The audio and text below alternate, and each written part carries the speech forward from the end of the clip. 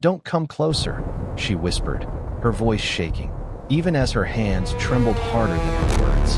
Daniel Hayes stopped mid-step at the edge of the creek, his boots half sunk in wet sand, eyes locked on the young Apache woman crouched by the water. I know. She wasn't hiding. Keep back. She was trying to fix something. I won't hesitate. No, remove something. His jaw tightened.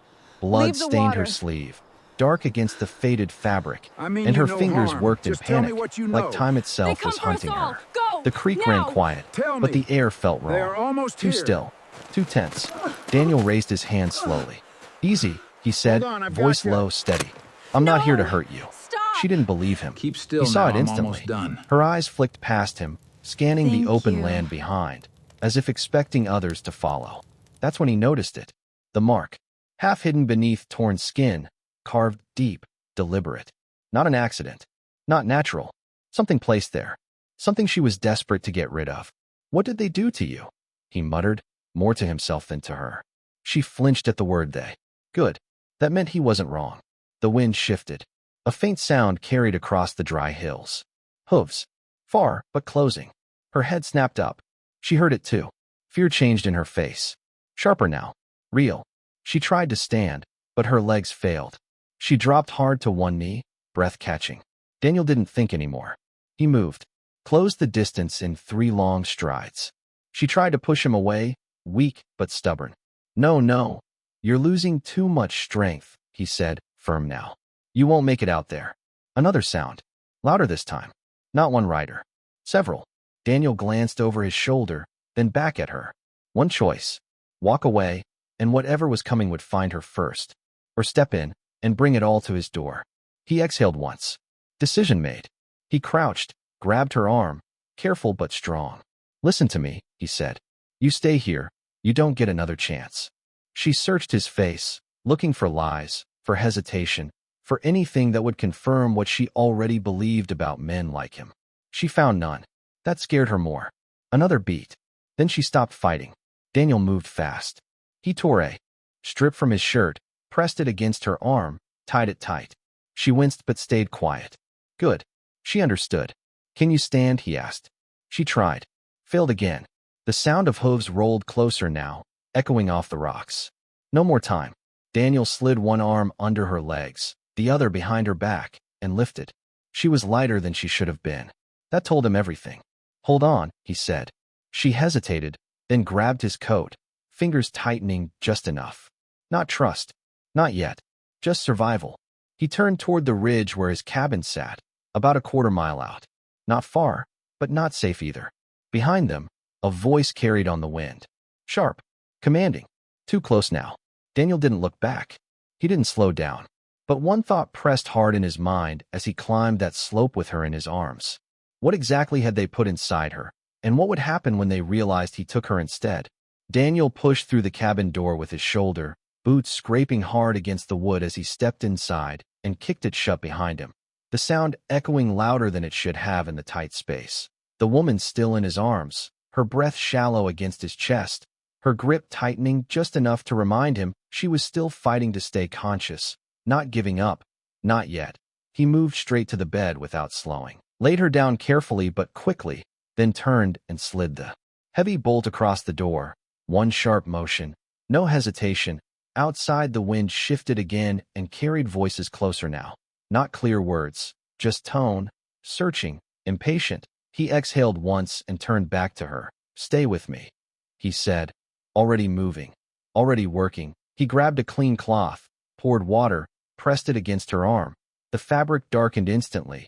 She flinched but did not pull away. That told him something. She understood pain. She understood silence. His eyes dropped again to the mark beneath her skin, clearer now in the firelight. Lines carved deep, not random, not tribal art. Something else, something placed, something meant to be found. His jaw tightened. "Who are they?" he asked, low, controlled. Her eyes flickered open for a second, unfocused, then locked onto his. Fear flashed there again. But something else followed, something heavier, like she was carrying more than just her own life. Her lips parted, but no words came out, just a breath, weak, broken. Then her gaze shifted past him toward the door, and he did not need her to speak. He heard it too. Footsteps now, closer than before, not rushing, not panicked, controlled. They knew exactly where to look. Daniel stood, slow, deliberate, reached for the rifle leaning against the wall, his hand wrapped around it, but he did not raise it. Not yet. He listened, counted, at least 3, maybe more, circling, testing. One of them spoke, voice calm, almost polite. "We know you are in there." The words carried clear through the wood, not a shout, not a threat, something worse, certainty. Daniel's grip tightened. His eyes moved back to the woman. She was watching him now, barely conscious but aware, waiting, not begging, not pleading, just waiting to see what kind of man he was going to be. Another step outside, closer to the door. "That does not belong to you." The voice continued, steady, patient. Daniel felt something shift in his chest, not fear, not yet, something colder. He looked down at her arm again, at the mark, then back at the door. One choice had already been made at the creek. This was the consequence. This was the part no one talked about. He moved to the window, just enough to see shapes moving in the dark, silhouettes against the fading light. Not townsfolk, not ranch hands. These men carried themselves differently, organized, focused. He stepped back, mind racing, distance to the back ridge, too far if they were already surrounding the place. Horse outside, exposed, not an option. The fire cracked behind him, too loud now, too visible. He turned, grabbed a blanket, smothered part of the flame, dimmed the room, reduced the glow. Every second counted, every sound mattered. Behind him she shifted slightly, a small movement, but enough. He glanced back. Her hand was gripping the edge of the bed now, stronger than before, her eyes clearer, and for the first time, she spoke, barely above a whisper. "If they take me, they will not stop." Daniel held her gaze. Something in the way she said it. Not fear for herself, something bigger, something coming. The knock came then, soft, almost respectful, 3 slow taps against the door, and the same voice followed, closer now. "Last chance, friend." Daniel did not answer, but his eyes dropped once more to the mark under her skin, and a single thought pressed harder than anything else. Whatever she was carrying was already inside his home now. Daniel did not move when the knock came again, softer this time, almost patient, like they knew time was already on their side. His fingers tightened around the rifle, but he kept it low, not raised, not yet. His eyes stayed on the door, measuring distance, sound, intent. Then the voice returned, calm, controlled. "You do not understand what you are protecting." Daniel let out a slow breath, then stepped forward, 1 step closer to the door, not opening it, just enough to be heard. "And you do not understand where you are standing." Silence followed, just for a second, then a faint shift outside, boots on dry dirt, a quiet repositioning. They were not leaving, they were adjusting. That told him everything. Behind him, the woman tried to sit up, her hand gripping the edge of the bed harder now, strength returning in small, painful pieces. Daniel glanced back. "Stay down," he said, low, but she shook her head, slow, stubborn. Her voice came out thin but steady. "They will not stop at you." That line hung in the air heavier than anything else. Not a warning, not a guess, a certainty. Daniel turned fully now, stepping away from the door, away from the voices, toward her. "Then tell me what I brought into my house," he said, not angry, not accusing, just direct. She hesitated, eyes flicking once toward the door, then back to him, measuring him the same way he had measured the men outside, deciding if he was worth the truth. Another knock, sharper now, less patient, pressure. Building. Daniel waited, did not rush her, did not look away. Finally she spoke, each word costing her something. "That mark. It is not just a mark," she swallowed, breath catching. "It is proof." Daniel's brow tightened. "Proof of what?" She looked down at her arm, then back at him, and for the first time there was anger in her eyes, not fear, not weakness, something stronger. "Of what they did." Outside, one of the men laughed quietly, like he could hear enough to be entertained, like this was already decided. Daniel's jaw clenched. The pieces did not fit yet, but they were starting to form a shape. "What did they do?" he pressed, softer now. She leaned forward slightly, ignoring the pain. "They took people," she said, "from my tribe. From others, not for war, not for trade." Her voice dropped. "For something else." Daniel felt a chill move through him, slow and deliberate. Not from fear, from understanding that this was bigger than a single chase, bigger than one wounded woman. Outside, the voice returned, closer to the door now. You are making this harder than it needs to be. Daniel did not respond. His attention stayed on her. Why you? He asked. She shook her head once. Because I saw. That was it. Simple, final, and suddenly everything changed. Daniel exhaled slowly, then nodded once. Decision locking into place deeper than before. This was no longer about helping someone on the side of a creek. This was about choosing a side he did not even know existed an hour ago. He turned back toward the door, stepped closer, close enough now that his shadow fell across the wood. You came to the wrong place, he said, voice steady. Outside, a pause. Then the man answered, tone colder now, stripped of patience. No, he said. We came to the only place left. Daniel's grip on the rifle tightened, not raised, but ready. Behind him, she whispered again, barely audible. If they take me, they erase everything. Daniel closed his eyes for half a second, then opened them, staring at the door like he could see through it. One thought pressing harder than the rest. If what she carried was proof, then letting her go would not just cost her life. It would bury the truth with her, and the question hit him just as the latch on the door shifted slightly from the outside. Testing, patient, precise. How far would he go to protect something he did not fully understand yet? The latch moved again, slow, testing, like the man outside knew the wood would not hold forever. Daniel stood still, every muscle tight. Not from fear but from knowing the moment had already passed where this could end quietly. Behind him the woman forced herself up higher against the wall, breathing sharper now, fighting through pain just to stay conscious. Her eyes locked on him, not asking for help, not begging, just watching, measuring what kind of man he had decided to be. Daniel spoke without turning. How many did they take? A pause. Then her voice came, strained but steady. Enough that no one came looking anymore. That hit harder than anything else. Not the men outside, not the threat at the door, but that simple truth. People disappearing until it became normal, until no one asked questions. Daniel's jaw tightened. Outside boots shifted again. One step closer, then another voice joined. Lower, impatient. We do not want trouble, the first man answered, calm as before. Then stop making it. Daniel let out a short breath through his nose, the kind that came right before a line got crossed. He stepped closer to the door now, close enough to feel the vibration when one of them rested a hand against it. You already brought it here, he said, voice low but firm. Silence followed, heavier this time. Then a quiet chuckle, not amused, just certain. You think this is about you, the man said. It is not. Daniel's eyes flicked once to the window, shadows moving, spreading out wider now. They were not leaving. Gaps, they were closing them, controlling the ground. He stepped back slowly, mind working fast, distance to the back wall, the narrow space behind the cabin. Maybe enough to slip out if the light stayed low, but not with her like this, not yet. Behind him she shifted again, a sharp inhale escaping her before she could stop it. Daniel turned instantly, crouched beside her. Stay with me, he said, quieter now, closer. Her hand caught his wrist, grip weak but urgent. They will burn it, she whispered, his brow tightened. What? Her eyes held his, and now there was no hesitation left, only truth. They do not leave witnesses, not places, not people.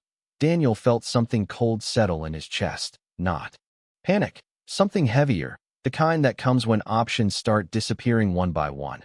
Outside, a boot struck the side of the cabin, not hard, just enough to send a message. The first man spoke again, closer than before, right on the other side of the door now. You cannot protect her from what is coming.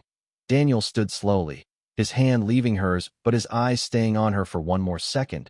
She did not look away, not even now, not even knowing what she had brought into his life. He turned back to the door, shoulders squared, voice steady.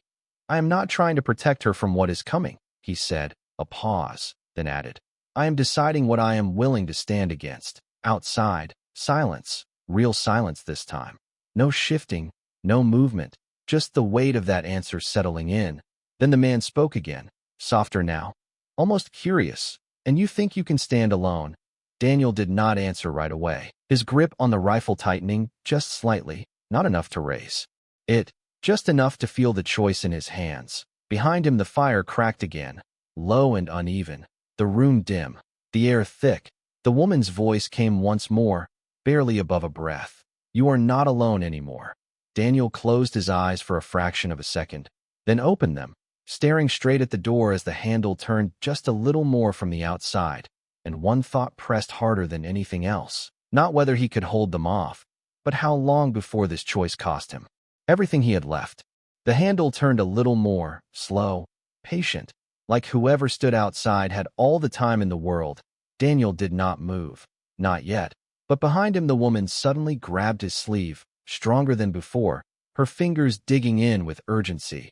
"Listen to me," she said, voice sharper now, cutting through the tension.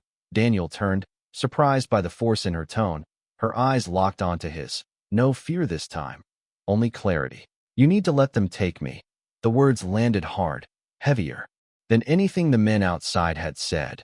Daniel froze for a fraction of a second, then shook his head once. Firm, immediate. "No." She tightened her grip, pulled herself forward despite the pain. "You do not understand," she said, breath shaking but voice steady. "If they stay here, they will burn everything. This place, you, anyone who comes near it." Daniel's jaw tightened. "Then we leave," he said, already thinking, already moving ahead. But she shook her head again, faster now, desperate. "There is no leaving," she whispered.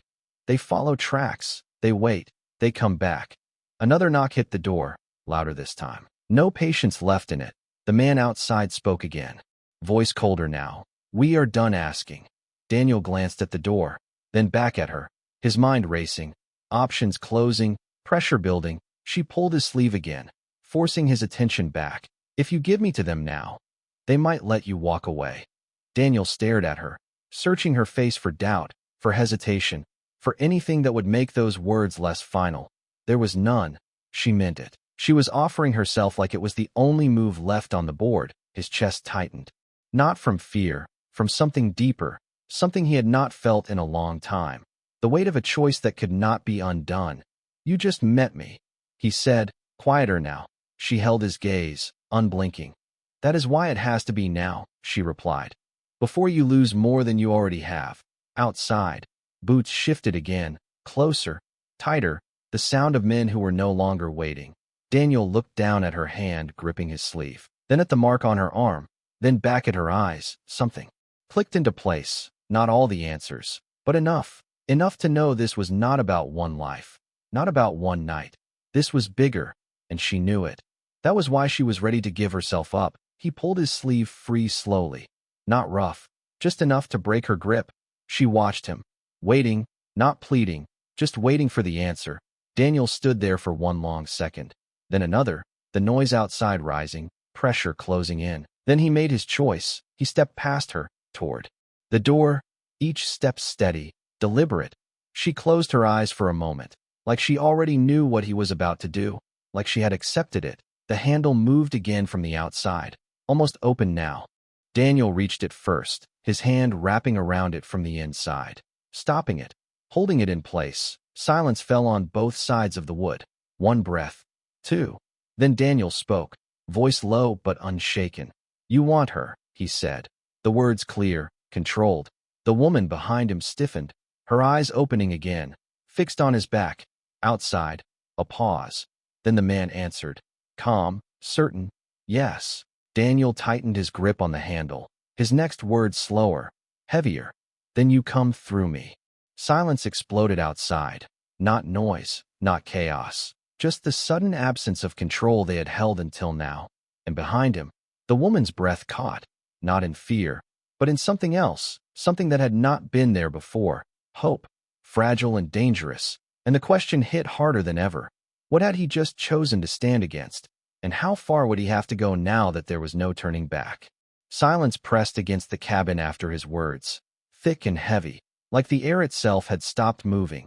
Daniel kept his hand on the handle, firm, unmoving. He could feel the pressure from the other side now, not forcing, just there, waiting, measuring him the same way he measured them. Then the voice came again, quieter this time, but sharper, stripped of anything friendly. You do not know what you are choosing. Daniel's eyes narrowed slightly. His grip tightened just enough to feel it in his forearm. I know enough, he answered, short, steady. Behind him the woman shifted. The sound small but real. She was listening to every word, holding on to it. Outside, a long pause followed. Then a slow exhale, almost disappointed. Then this is on you. The voice said, calm again, but colder than before, and just like that the balance changed. Daniel felt it immediately. The patience was gone. Whatever came next would not be negotiation. It would be action. He stepped back from the door. One controlled step. Then another, not turning his back fully. Not yet. His eyes flicked once to the window. Shadows moving faster now. Spreading. Adjusting positions. They were done waiting. He turned fully then, moving back toward the center of the room, his mind running through everything he had. Every inch of space. Every second of time. Not enough. Not even close. But enough to make a stand. Behind him her voice came again. Softer now. Almost breaking through something she had been holding back. You should not have said that. Daniel stopped for a second. Then looked back at her. Really looked this time. Not just at the wound. Not just at the mark. But at her. The way she held herself even now. Weak but unbroken. The way her eyes did not drop. Did not beg. Did not hide. He shook his head once, slow. Maybe, he said. But I did. That was the shift. Quiet. Final. No more weighing. No more maybe. The line had been crossed, and there was no walking back from it. Outside a sound cut through the air, something being dragged across dirt, deliberate, methodical. Daniel's jaw tightened. His eyes moved to the back wall, then to the small side window, calculating distance again, timing, risk. He stepped quickly to the table, grabbed a small lantern, turned the flame lower. Dimming the room further, every shadow now thicker, deeper. He moved to the back corner, checked the narrow gap behind the cabin through a crack in the wood. Nothing yet. But that did not mean anything. They were too careful for that. Behind him she tried to stand again, this time making it halfway up before her legs shook. Daniel crossed the room in 2 steps, caught her before she fell, his grip firm, steady. You are not walking out there, he said. She looked up at him, something new in her eyes now. Not just fear, not just urgency, something like disbelief, like she had not expected him to hold this line, not this far. Why? She asked, simple, direct. Daniel held her for a second longer, then helped her sit back down. His answer came without hesitation. Because they are not the only ones who get to decide what happens next. Outside, the first impact hit the side of the cabin, not breaking, just testing, a warning. The wood creaked under the pressure. Daniel turned his head, slightly, listening, measuring again, his heart steady, not racing. This was it. The moment where everything after would come from what he did next. He stepped back toward the center of the room, lifted the rifle now, not pointing it, just holding it ready, weight balanced in his hands. Behind him she whispered again, barely audible. If they get inside. Daniel cut her off, not harsh, just firm. They are not inside yet, he said, his eyes locked on the door, on the walls, on every weak point he could remember. And one thought settled in, clear, unshakable. He was not protecting her because he understood everything. He was protecting her because walking away now would mean becoming exactly what those men expected him to be. And that was something he refused to carry. Another sound outside, closer, heavier. The cabin creaked again, and the question that rose was no longer whether he would stand, but how long before standing was no longer enough. Daniel moved first, not toward the door, but toward the back wall, fast and precise. His boots hitting the floor in controlled steps, his mind already set. No hesitation left. He reached the old wooden shelf and yanked it aside, revealing a narrow panel he had not opened in years. Dust falling as the hidden latch came into view. Behind him the woman watched, confusion flashing across her face. What are you doing? She asked, her voice low but urgent. Daniel did not answer right away, his fingers working the latch open, the panel creaking as it shifted, revealing a tight passage barely wide enough for one person, darkness stretching beyond it. You are leaving, he said, finally turning to her, his tone firm, leaving no space for argument. Her eyes widened slightly. No. she said instantly, shaking her head, trying to push herself up again. I am not running while you stay. Daniel crossed the room in 2 steps, grabbed her shoulders, steady but unyielding. You are not running, he said, his voice dropping lower, sharper. You are surviving. Outside, another impact hit the cabin, stronger this time. The walls creaking under the pressure. Time was gone now. Completely gone. She searched his face again, desperate for something to break, to change. If I leave, they will follow you, she said. Daniel held her gaze, unflinching. They already are, he replied. Simple, final. That landed harder than anything else. She stopped, resisting for a second, just a second. But it was enough. Daniel moved, lifting her again despite her weak protest, carrying her toward the hidden passage. Listen to me, he said, urgent now, each word clear. This tunnel runs behind the ridge, about half a mile out. You stay low, you keep moving. You do not stop. She grabbed his shirt, her grip tight despite everything. You will not make it back, she said. And for the first time there was fear for him, not for herself. Daniel paused for a fraction of a second, then shook his head once. That is not your concern, he said, then added, quieter. Not anymore. Outside voices rose now, sharper, closer. No more calm, no more patience. They knew something had changed inside. Daniel lowered her at the entrance of the passage, his hand still on her arm, steadying her.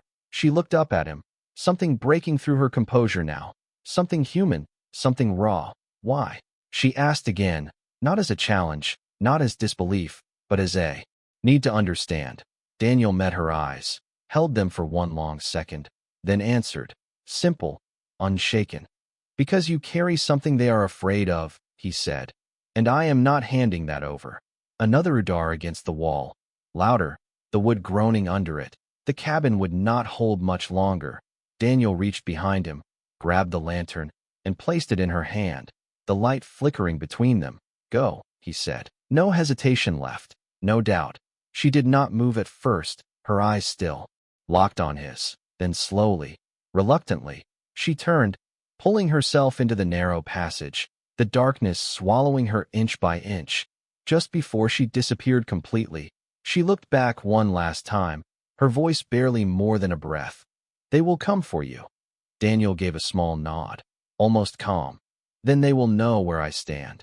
She vanished into the dark, the panel still open, the cold air from the tunnel brushing against his face. Daniel turned back toward the room, toward the door, toward the men outside. And in one decisive motion he slammed the hidden panel shut and dragged the shelf back into place, sealing it, sealing her path, sealing his choice. Outside the door shook. Again, louder now, the latch straining under the force. Daniel stepped forward, lifting the rifle fully this time, no longer holding back, no longer waiting. The line had been crossed, and there was no return, and as he faced the door, one thought settled deep and heavy in his chest. Not whether he would survive what came next, but whether sending her away had just placed her in even greater danger than staying with him. The moment the panel slammed shut, the cabin shook hard. Not a warning anymore, not a test. The pressure outside had changed. Daniel felt it in the wood, in the floor beneath his boots, in the air itself. They knew something had shifted inside, and they were done waiting to figure it out. He stepped forward, rifle raised now, steady in his hands. His eyes locked on the door, every sense sharp, every sound amplified. A voice came through again, no calm left in it. You made your choice. Daniel did not answer. He did not need to. His silence was answer enough. Outside footsteps spread wider, faster now, circling, repositioning. One moved toward the back, another toward the side window. They were closing every path, every angle, every escape he had just sealed for her. His jaw tightened. That thought hit hard. Had he sent her to safety or into a trap they already expected? He pushed it down. No time for doubt now. The door rattled again, stronger, the latch groaning under the force. Daniel shifted his stance, adjusted his grip, not reacting, not rushing, just holding the line. Then suddenly everything went quiet. Too quiet. The kind of silence that did not belong. Daniel's eyes flicked to the window, shadows gone. No movement, no sound. That was worse, much worse. He took one slow step back, then another, repositioning himself in the center of the room, giving himself space, control. His mind racing through possibilities. If they stopped pushing the front, they were. Changing tactics, thinking, adapting. Outside, a faint sound came from behind the cabin. Not loud, not obvious, just enough.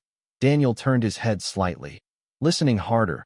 The back wall creaked, not from impact, from pressure, from weight. They had found the weak point, his chest. Tightened, not fear, calculation. How long before they forced their way through? How long before the tunnel entrance became more than just a guess? He moved fast, crossing the room, grabbing a second chair, dragging it hard across the floor, and wedging it against the back wall, where the wood sounded thinnest, buying seconds, maybe less. Then another sound, closer this time. Right behind him, the faint scrape of something along the outer wall, deliberate. Searching, Daniel's grip tightened on the rifle, his breath steady but deeper now. He could feel the shift. This was no longer about holding the door. It was about holding the truth she carried long enough for it to matter. Outside, the first voice returned, not at the door this time, but somewhere to the side, closer to where he stood now. You think sending her away changes anything? Daniel's eyes narrowed. That meant they knew, or at least suspected. His mind flashed back to the tunnel, to her moving through the dark, weak, alone, and a new question cut through everything else. How far would she make it before they found her trail? He stepped closer to the wall, pressing his shoulder lightly against it, feeling for vibrations, movement, anything. The wood shifted again under pressure, not breaking, but close, too close. She will not make it far. The voice continued, calm again, confident. Daniel exhaled slowly, forcing his thoughts back into focus. If they believed she was already out there, that gave him one advantage, small, fragile, but real. He stepped back again, repositioned himself between the door and the back wall, controlling the space, controlling the moment. Outside, another sound. Something moved across the roof this time, light but deliberate. Daniel's eyes snapped upward, then back to the door, then to the wall. They were everywhere now, above, behind, around. The cabin was no longer shelter, it was a trap, and he was standing at the center of it, holding a line that was getting thinner with every second, and the thought that would not leave him pressed harder than anything else. Not whether he could hold them off, but whether holding them here was exactly what they wanted while someone else followed her into the dark. The roof creaked above him, not loud, not breaking, but bending just enough to remind him how thin the line had become. Daniel stepped back again, eyes moving fast between the door, the wall, the ceiling. Nowhere safe, nowhere solid. Every surface now a possible entry point. He tightened his grip on the rifle, not raising it yet, just feeling the weight, grounding himself. Outside, the voice came again, closer than before, almost directly above him now. You cannot hold every side. Daniel did not answer. He shifted his stance instead, repositioning, placing himself where he could see both the door and the back wall, controlling what little space he had left. Another sound followed, light but deliberate, something sliding across the roof, testing, mapping. His jaw tightened. They were patient hunters, not rushing, not panicking. They were closing in 1 inch at a time, making sure there was nowhere left to go. Then a sudden crack echoed from the back wall. Not a break, but close. The wood flexing under pressure. Daniel turned instantly, stepping toward it, pressing his palm against the surface, feeling the strain, counting seconds, maybe less. He dragged another piece of furniture across the floor, wedging it tight, buying time he did not have, his mind racing back to the tunnel, to her moving through the dark, weak, alone. He pictured her steps, uneven, slow. Every second she needed mattered. Every second he held them here mattered more. Outside, the voice shifted again. Now behind him, closer to where the tunnel ran beneath the ridge. You sent her into the open, the man said, calm, certain. Daniel froze for half a second, then forced himself to move again, not reacting to the words, not letting them in. But they stayed anyway, pressing into his thoughts. What if they already knew the path? What if this was never about the cabin at all? What if he had done exactly what they wanted? His grip tightened. He pushed the thought down. No time for doubt. Doubt would get her caught faster than anything else. Another sound came, sharper this time, from the side window, glass rattling slightly under pressure. Daniel turned again, stepping toward it, keeping his body low, controlled. He did not rush. Rushing meant mistakes. Mistakes meant openings, and openings meant they got what they came for. The room felt smaller now, tighter, every step measured, every breath louder. Outside, the first voice returned, now calm again. Almost conversational. "She is not your fight." Daniel stopped, just for a second, then answered, voice steady. "She became my fight the moment you stepped onto my land." Silence followed, heavier than before. Then a slow exhale, like the man outside had just confirmed something he already suspected. The pressure shifted again, not less, just different, more focused, more precise. Daniel felt it immediately. They were narrowing in, choosing a point, choosing where to break through.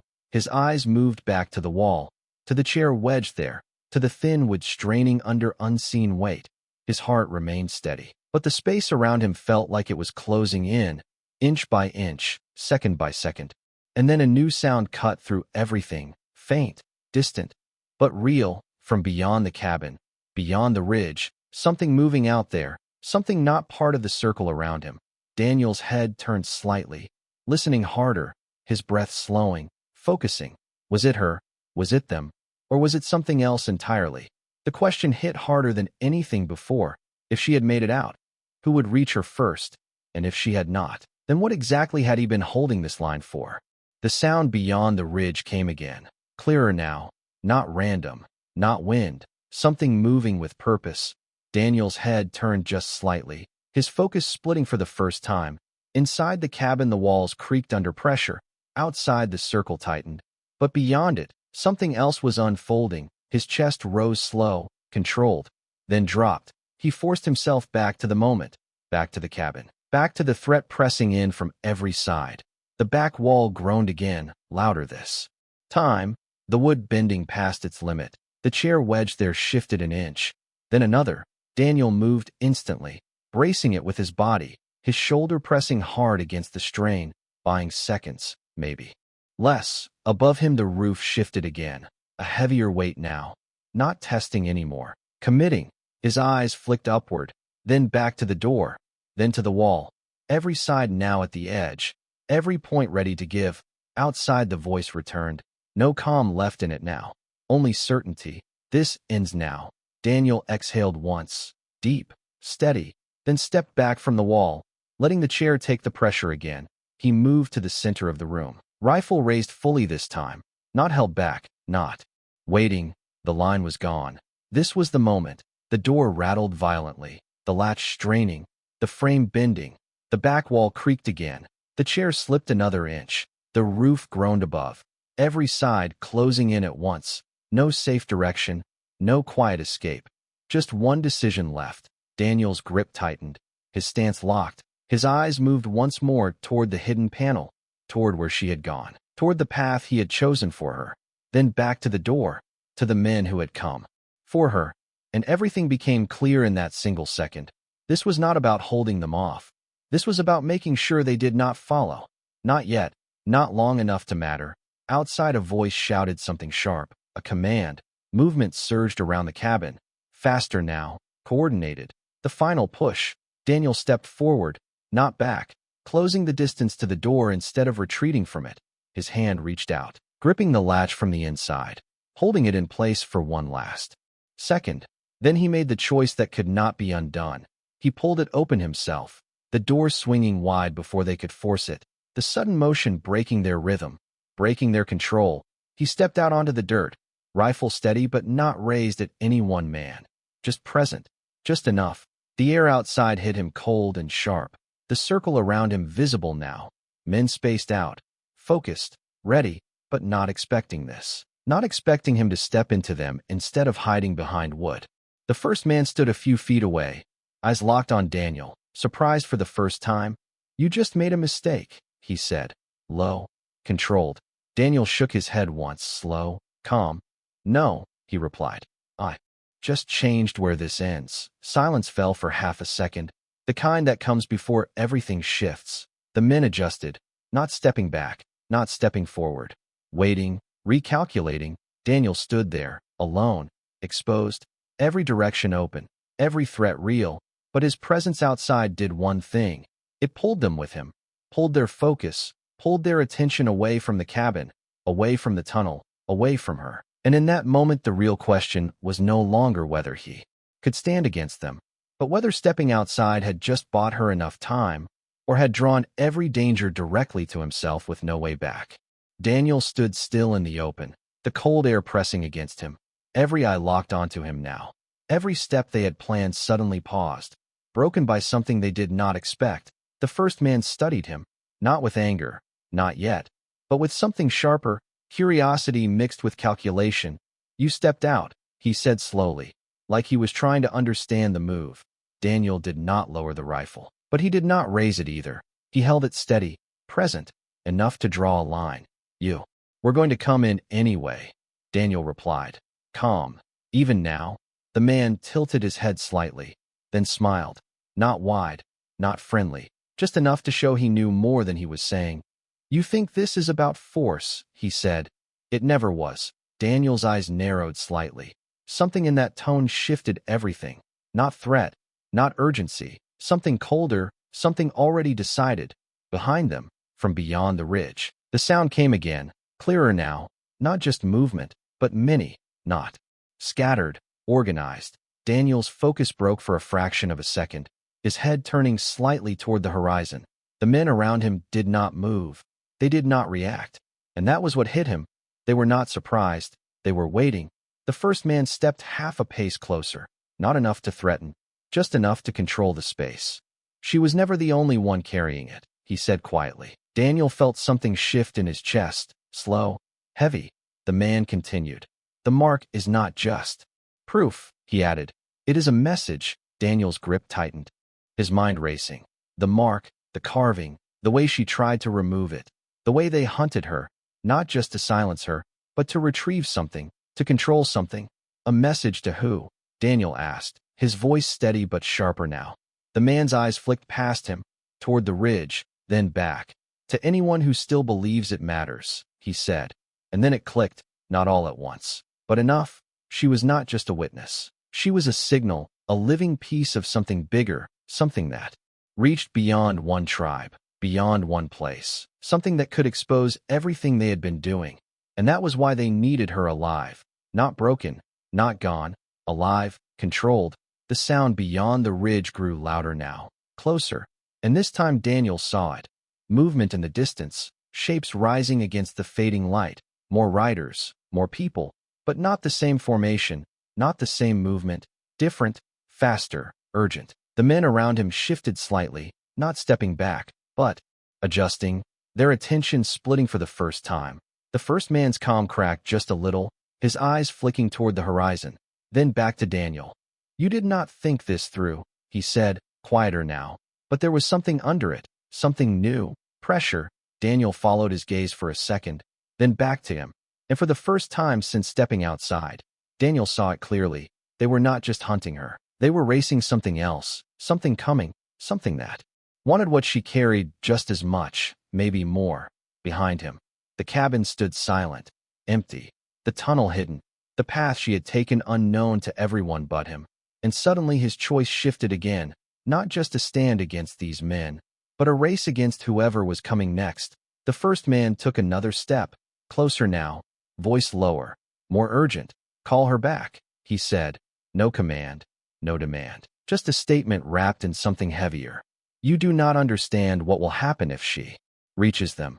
Daniel held his ground, the wind picking up around him, the sound of approaching riders growing louder, closer, the space shrinking fast, and the question hit harder than anything before. If she reached whoever was coming, would that be the salvation she believed in, or the beginning of something even worse? The sound of riders grew louder, no longer distant, no longer uncertain. They came over the ridge in a tight line, fast, determined, dust rising behind them like a storm that refused to slow. Daniel did not move, but the men around him did, just slightly, just enough to show the shift, their controls slipping for the first time. The first man's eyes locked onto the approaching group, something sharp flashing across his face, not fear, but urgency, real urgency.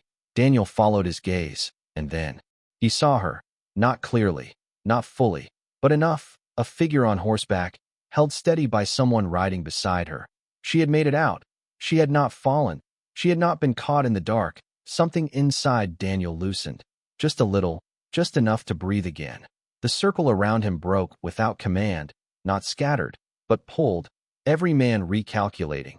Their focus no longer on him, no longer on the cabin, but on what was coming. The first man stepped back, slow, controlled, his voice lower now, tighter. "You have no idea what you just set in motion." Daniel did not answer, his eyes still fixed on the ridge, on the riders closing the distance, on the shape of her still upright, still moving forward, alive. That was enough for now.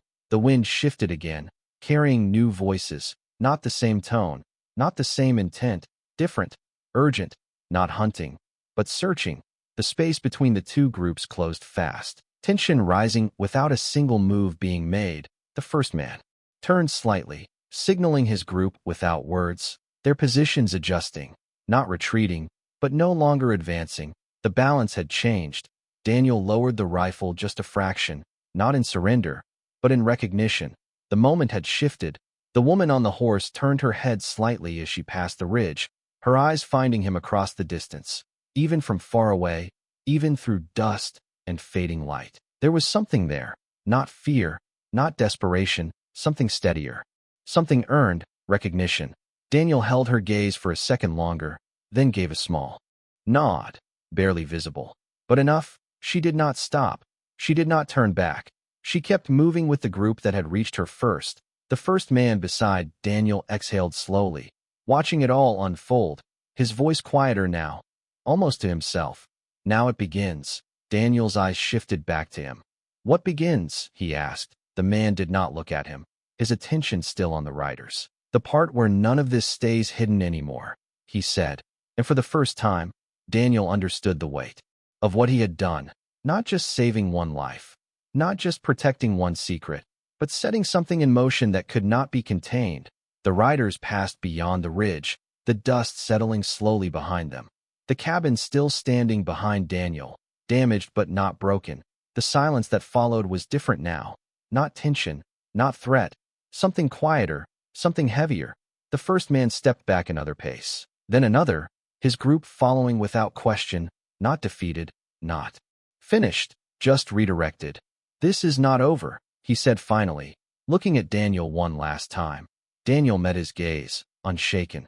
"It never was," he replied, and as the men faded back into the distance, and the riders carried her further away, Daniel stood alone in the open space, the weight of his choice settling in fully now, not regret, not doubt, but something deeper, the knowledge that he had changed something that would not stay changed quietly, and the question that remained, lingering, even as the dust settled and the night began to fall, was not whether she would be safe now, but what kind of world she had just been carried into. The dust settled slowly over the empty land, the sound of hooves fading into the distance until there was nothing left but wind and silence. Daniel stood alone where he had drawn his line, the rifle lowering at his side. Not needed now, not for this moment. The cabin behind him creaked softly, worn but still standing, just like him. He let out a slow breath, one he had been holding since the creak. Since the first moment he chose not to walk away, his eyes lifted toward the ridge one last time. But there was nothing there now, no riders, no shadows, only the long stretch of land where everything had changed. He turned slowly, walking back toward the cabin, each step heavier now that the tension had broken, not from fear, but from the weight of what remained. Inside, the room was dim, quiet, the fire barely alive, the chair still pressed against the wall, the hidden panel still sealed, everything exactly where he had left it, and yet nothing felt the same. He stepped closer to the wall, resting his hand against it where the tunnel ran beyond, as if he could still feel the path she had taken, as if some part of her presence remained there. He closed his eyes for a second, not long, just enough to let the silence settle, then opened them again. The mark she carried lingered in his mind, not the wound, not the fear, but what it meant, proof, truth, something worth risking everything for. And for the first time he understood that he had not just protected her. He had chosen to stand for something he could not yet fully see, something that would not stay quiet. Outside the wind picked up again, brushing against the walls, carrying the faintest echo of what had passed. Daniel stepped back, moving to the doorway, looking out across the open land. The same land he had ridden for years, alone, untouched, unchanged, until now. He rested his hand against the frame, steady, grounded, and for a moment, there was something close to peace, not complete, not safe, but real, the kind that comes after a line is crossed and there is no need to look back. He thought of her eyes when she looked at him across the distance. Not fear, not doubt, something stronger, something earned, a quiet understanding that neither of them had spoken, but both carried now. He gave a small nod to the empty horizon, almost like a promise, then turned back inside. The cabin still his, but no longer just a place to hide from the world. Now it was something else, something that had been tested and had not broken, something that had held a choice when it mattered.